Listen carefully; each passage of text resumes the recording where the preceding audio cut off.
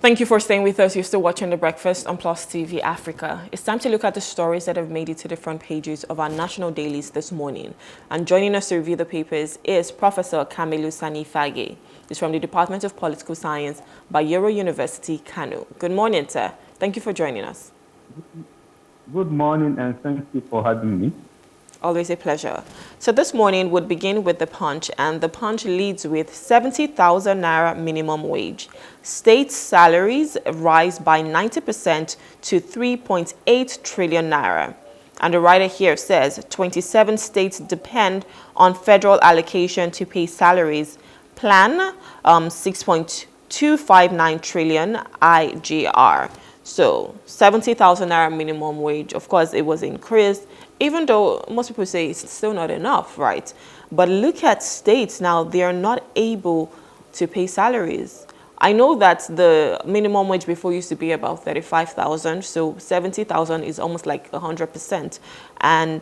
But right now, what they have is their salaries have risen by 90%. But the figure here is the 3.8 trillion naira. How come in 2025 states are not being able to pay their own salaries and they are having to depend on the federal government? Yeah, you see, the reason is one, there is too much wastages in the state, and two, there is this increase in the salary itself from the minimum wage, the old minimum wage to the new minimum wage, which is about 100% increase. But I think the devil is in the detail. Now that, as the paper shows, the salary, the wage has increased over 90%. But if you break it down, you go down in the news, you'll find out that the cost of this is that, one, many states have over-bloated bureaucracy. There are too many ghost workers in the place. So that is why the money goes in that one. Secondly, there are so many political appointees. Some governors have them ranging in hundreds, some in thousands. And, they are doing nothing and they are being paid. So if you add all this one, you see the cost of, the price, the cost of it will rise. That is why we are having this problem. And the fact that we have this over-bloated bureaucracy and huge, political appointees, that is why, the number of states that will not be able to pay their salary rose from 24 states last year to 27 states this year. So as we continue with this, trend, it is likely going to be that perhaps not more than 4 states could be able to pay. So unless we take stringent measures, to block these wastages and corruption, and also check, unnecessary, increase in terms of appointments here and there, especially the political appointments. I think that is why we are having these kind of problems now. Yeah, so it says planning 6.259 trillion internal generated revenue, but shouldn't states be able to, because every month they go to Abuja to get some allocation, but why are we not looking at ways that our states can be financially, independent or being able to generate their own revenue and sending it back to the center instead of the other way around where they have to go to Abuja to get monies from? Because if they need to pay this amount of salaries, and of course, if all of the appointments and things that you've said, then they should be able to generate money to be able to pay for it, don't you think? Yeah, that is what should have been the ideal case. That, every state has certain comparative advantage, which if it exploits, it will be able to generate, sufficient IGR to finance itself and even remit something to the center. But the fact is that everybody is dependent on the center. That is one thing. Secondly, even the center depends on oil. So we don't diversify. Unless we diversify our economy, That is why that is the only way by which we can get out of this problem. But the way states are, they just depend on the center. So they don't try to, look and take advantage of what they have. Well, we expect them to start taking advantage of what they have, because I'm sure each state, they definitely have something that they bring to the table. They have something that, be it agriculture, crude, whatever it is, but start to ensure that you're generating revenue for yourself. All right, let's look at another story here. So there's a headline here on the Punch that says, no leader can be effective without stepping on toes, and that is according to Obasanjo. So, of course, where we are at now, with all that is going on in Nigeria, and if we even look at our political scene, all the political parties are having one issue or another. But what do you think of this statement from Obasanjo that said, no leader can be effective without stepping on toes? Yeah, you see, to some extent, there is some elements of truth in that. The fact is that in Nigeria, we have some people who are above the law. There is, they are so powerful that they dictate everything to the leaders. From the local government up to national level, there are people who are literally untouchable. And these are the people who happens to be, a clog in the wheel. So unless you take certain measures, and you impose the rule, that is the only way by which you can be an effective leader. But this does not mean that the leader has to be tyrannical. It has to be, you step on things based on justice, based on law. So if you now establish rule of law, you'll be able to step on the leader will step on the toes of those who are challenging the whole process, and at the same time, you will be able to, be an effective leader. The simple reason is that we don't allow rule of law to prevail. Some people are above the law. So unless you bring them down and you make the law above everybody, and that is what it means by stepping on the toes of others. Those who feel they are untouchable, now make the law to be above them, and then you can be an effective leader. Right. Thank you so much for that. I think everyone should be, or the law should be supreme. The law should be above everyone, and there shouldn't be anybody that is above the law. Who are you when you're not God? Anywho, so there's another story here that says, Rivers community deserted as cultists kill 19 residents. What do you think of our security system in Nigeria? Because we keep hearing of cultist clashes, we keep hearing of kidnappings, banditry, terrorism as a whole. But look at this now, whereby cultists have killed 19 residents and people are having to leave their homes.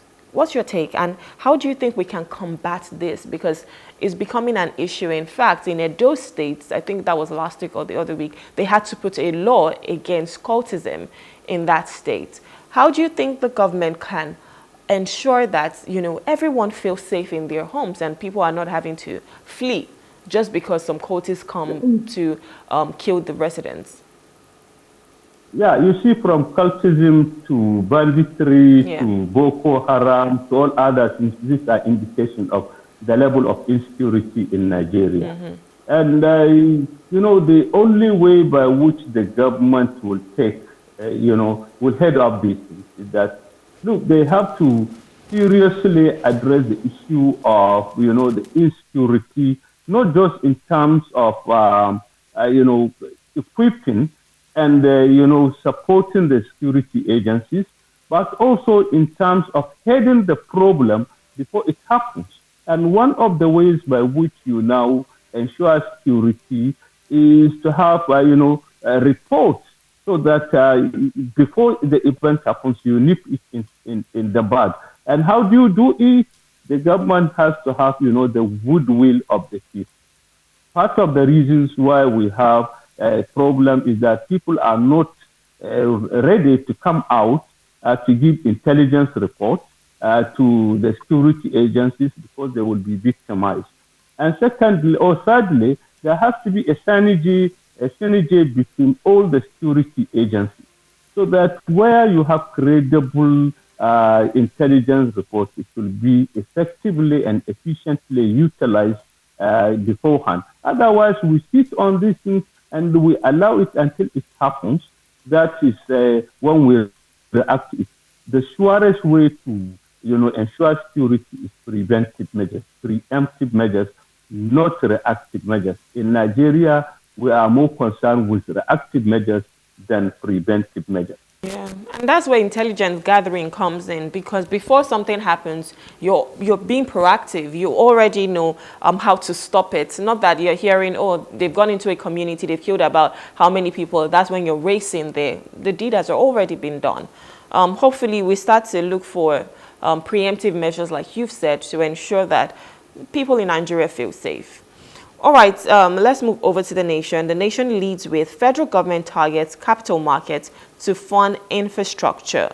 The writer here says road, rail, education, health, IT sectors to benefit. IFC team, ICRC to work out modalities. So, in fact, one of the stories that we're going to be discussing much later in the show is the fact that SERAP is suing the government over some projects that have not been completed or have been abandoned in this case. But now we're seeing that the federal government obviously targets capital market to fund infrastructure. Most times we take loans for these things. We're thinking of capital market, we're thinking of how to fund the infrastructure. But then after a while, we always see, most times, in most cases, whereby the projects are not being completed. They're being abandoned. They're awarded to another contractor. You're seeing those monies going again, but we're not seeing the benefit, or we're not seeing it get to full completion. What is your take on this? The fact that the federal government is looking to fund this capital projects, but we don't know how it's going to go. Yeah, you see, on the paper, it sounds fantastic. It is excellent that we are going to get it through this thing.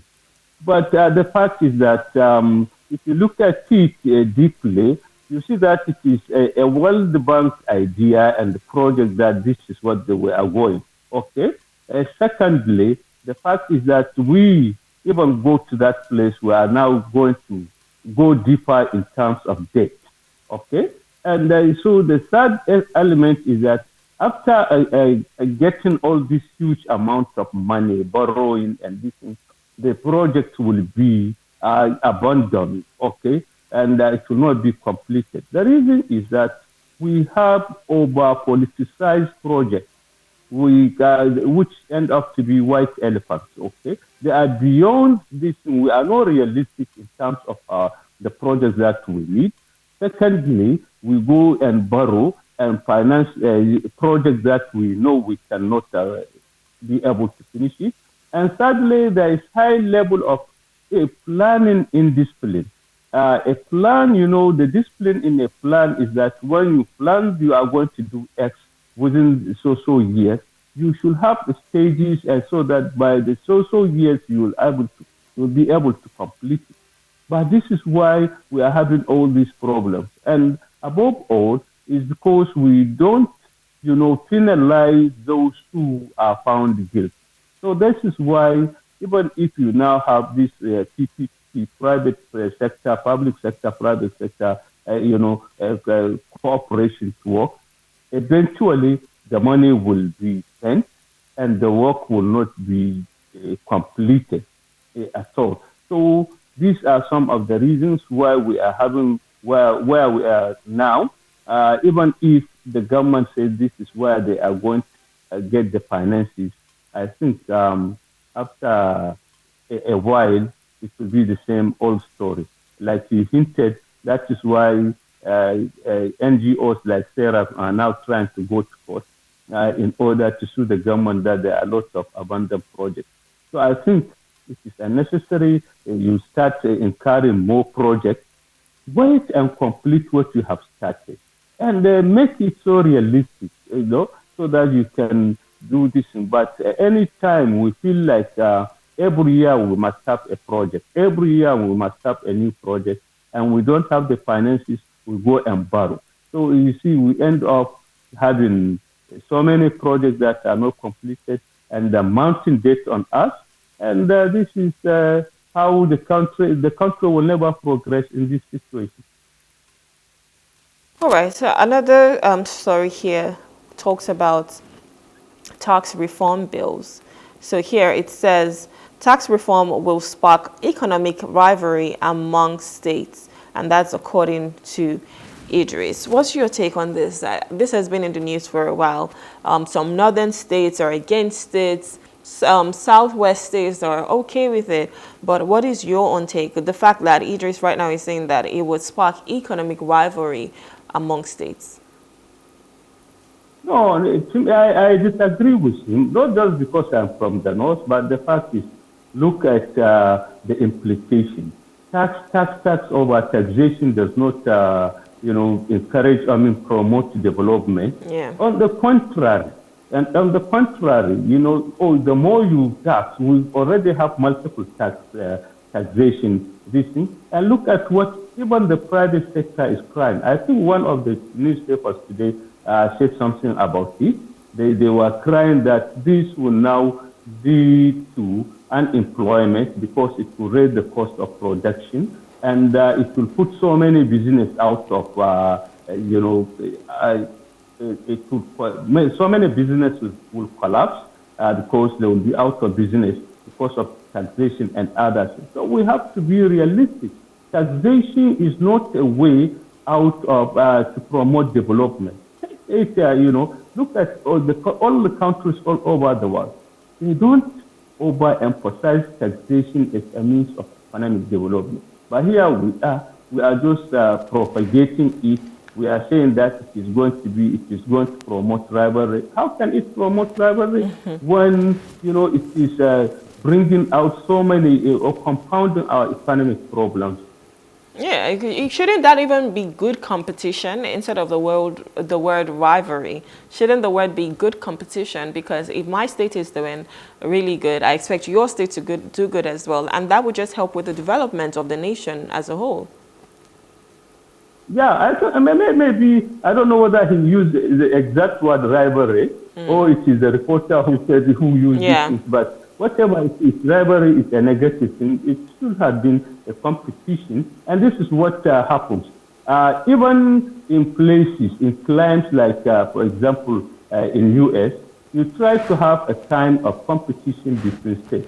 One example is that I remember there was a time when, on issue of road construction, the federal government was not in US was not doesn't have hand in road construction. It is the state that have it.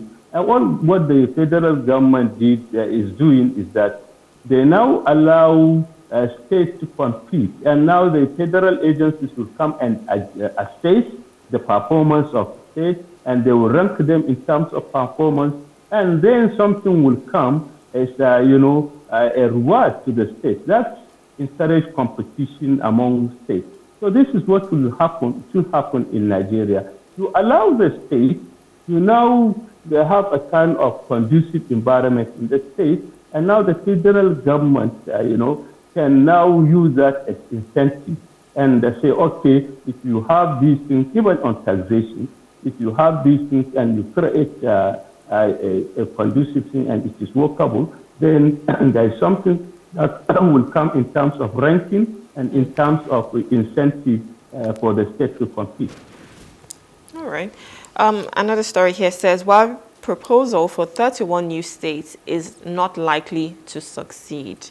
So last week we were hit with the news of the House of Reps members, proposing 31 new states, which would now make the total states in Nigeria to be about 67. And one of the things I put side by side was the fact that in the US, they have, geographically, they're bigger than us. But how many states do they have? Just about 40-something.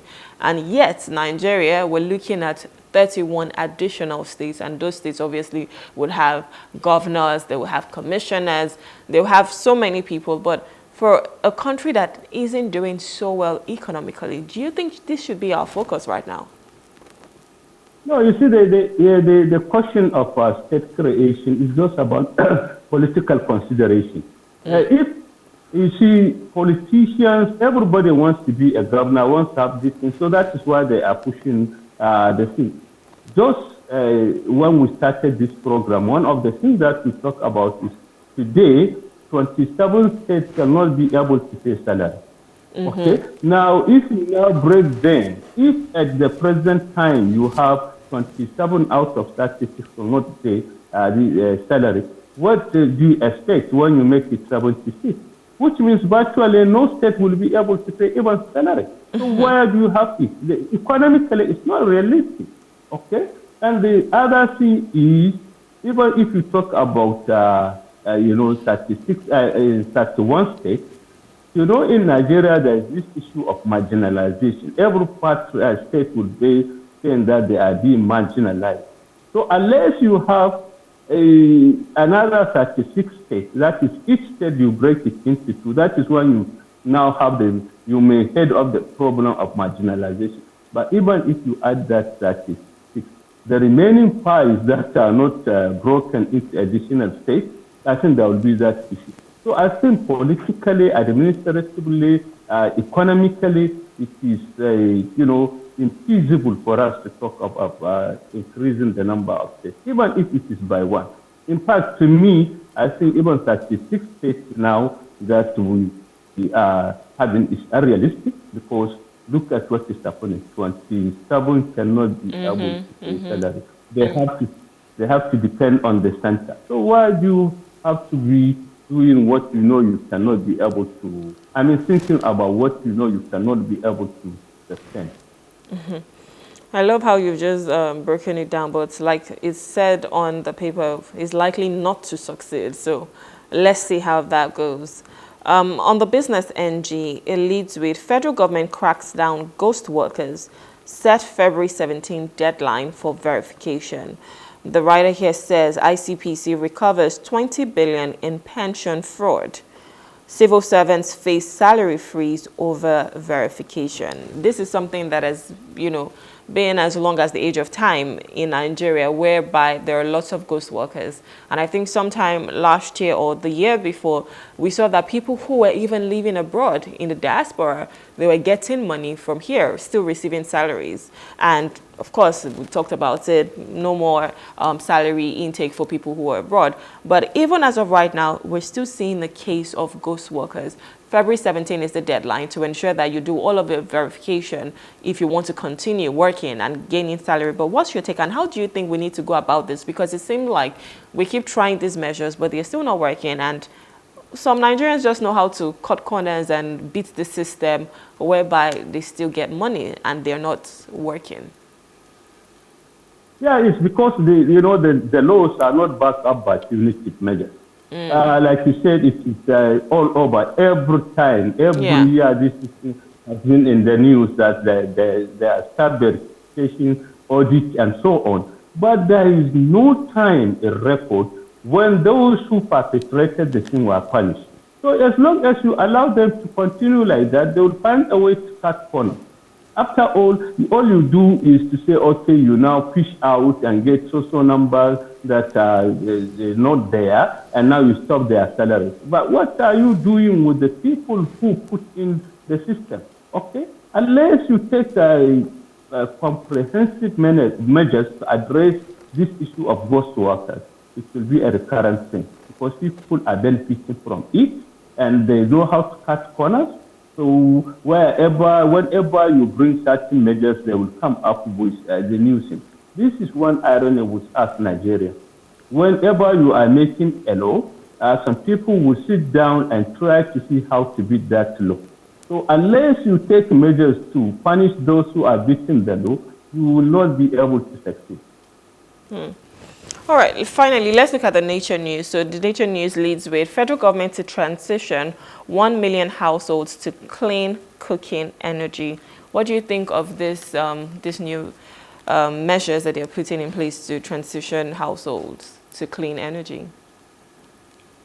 You see, it is this is also an realistic measure. The reason is simple. that if you want to transition it, you don't have to have programs. Make it affordable. Okay, if it is affordable, you don't, you can encourage people to go and buy it. But now that it is beyond the reach of the people, I mean the common man, all you expect is that they will go and cut down trees and burn it and get charcoal and firewood and other things, which will now generate other environmental hazards. Okay, so I think the thing is, instead of saying that you are going to have a plan on how to now make it decent with a certain household, all you need to do is to have policies that will make the energy affordable. What is the energy? Gas is there, electricity is there, and other sources of energy. They are all beyond the reach of an ordinary person. So no matter the measures that you take, it will not succeed if people cannot afford it. They will go for cheaper alternatives, which is other than the clean energy that you want to provide for.